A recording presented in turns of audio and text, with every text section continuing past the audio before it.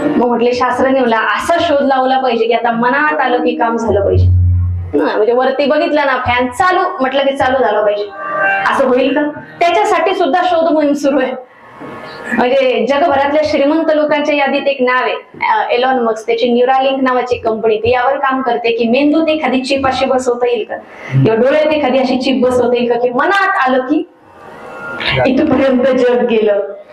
पण आता मी हे सगळं रामायण महाभारत याकरता सांगितलंय की हे सगळं झालेलं असतानाही माणूस म्हणून जे वेगळेपण आम्हाला मिळालेले आहे ते कधी तुम्ही पैशानं विकत घेऊ शकत. सगळ्या गोष्टी आपण पैशानं विकत घेऊ शकतो, पण भाव भावना आणि मिळालेलं आयुष्य या दोन गोष्टी कधीही पैशानं विकत घेऊ शकत नाही आपण, किंवा त्या आउटसोर्स करू शकत नाही.